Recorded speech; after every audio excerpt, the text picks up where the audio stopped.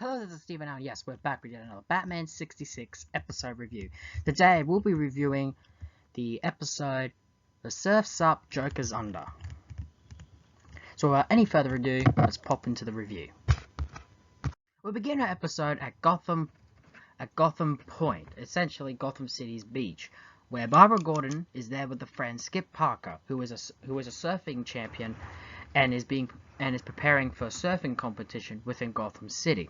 Just as that happened, the Joker-mobile turns up with the Joker and two of his henchmen.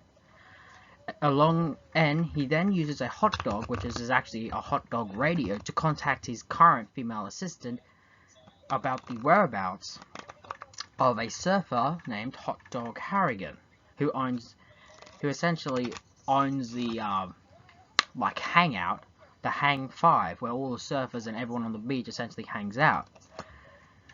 The Joker, along with his henchmen, kidnap Hot Dog Harrigan, and he tells him to throw him away in a trash can. He then asks his female assistant to lure Skip Parker into the Hang 5, and of course she does. Skip Parker comes in and is sprayed with some knockout gas from a rigged phone. The Joker then plans to steal Skip Parker's surfing skills, and then with that, he then plans to win the surfing competition where he will become king of the surfers in Gotham City. He then plans to use the surfing to control the city and later the world. And I'm quoting that. We do the opening credits, and then we cut back to where we left off with the Joker and his two henchmen taking Skip Parker away, and Barbara is seeing this whole thing unfold. She then contacts Gordon what she saw, and Gordon contacts Batman. I find it weird when she said Louis the Lilac, no one gave a damn. But this time it's the Joker, so they're taking her seriously.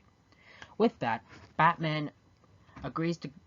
when Batman gets the call, he and Robin take the Bat helicopter and fly over Gotham Point. They then end up landing the copter in a cove and have a look around on the beach. While that's happening, Gordon O'Hara are there undercover, looking at the beach as well for possible clues. They said that Barbara has gone back to the library and has told Gordon and everyone to keep an eye on the female accomplice. Batman and Robin essentially leave the beach to go back to the Batcave to do further analyzing, while Chief O'Hara and Gordon to stay on the beach as undercover to pick up more clues. We then cut to the Joker and his men at his hideout, where he has transferred all the surfing skills of Skip Parker into him, and then they lock Skip Parker up in some kind of trunk.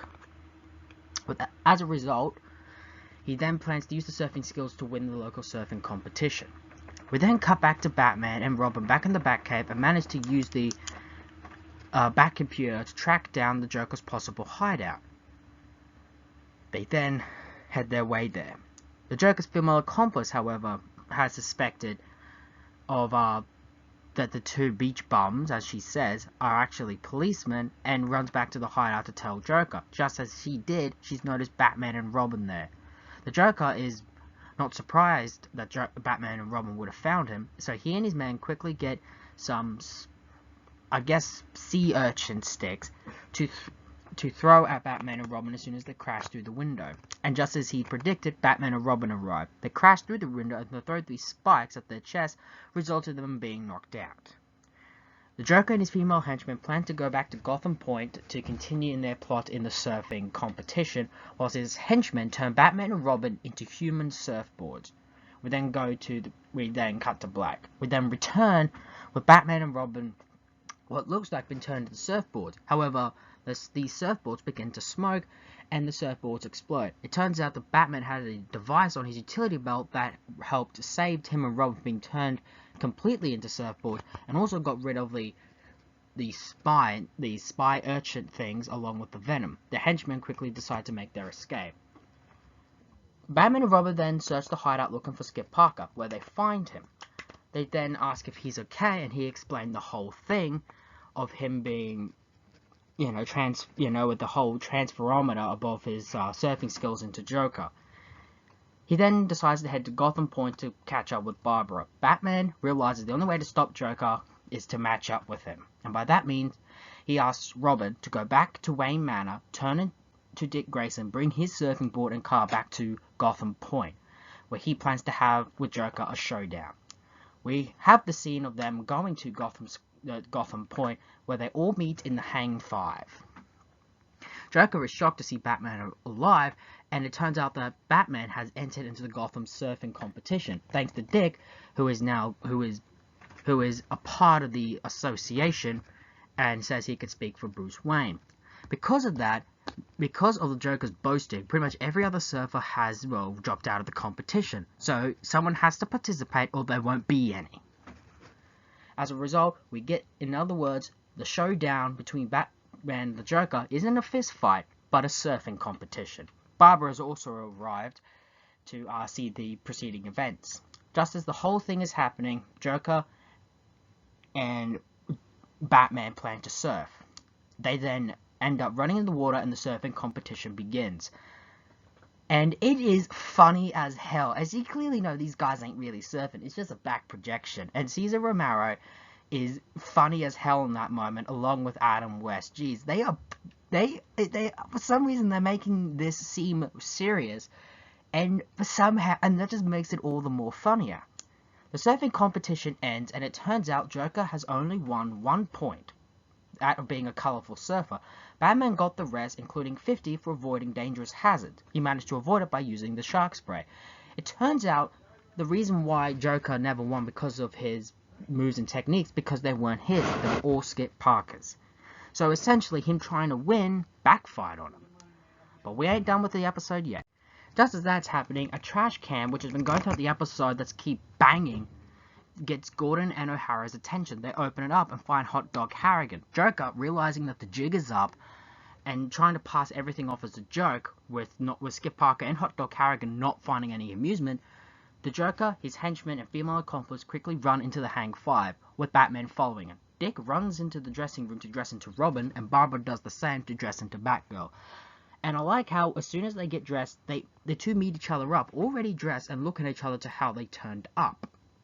Just as that's happening, we get an awesome fight within the Hang Five with the Joker and his henchmen versus Batman, Robin, and Batgirl. Arguably one of the best choreographed fights of this season. It then, of course, ends the usual. The Joker and his men knocked out, Batgirl once again making her escape. The Joker is then taken away by Chief O'Hara and Commissioner Gordon, who reveal themselves to be the two beach hobos of throughout the precedent of the episode. Batman and Robin once again wonder where Batgirl's gone, and Skip Parker can't wait to get hooked up to the machine so that all the surfing skills can be reverted back into him. We end the episode with being reminded that Joker's been locked up behind bars and Skip Parker's got his surfing abilities back.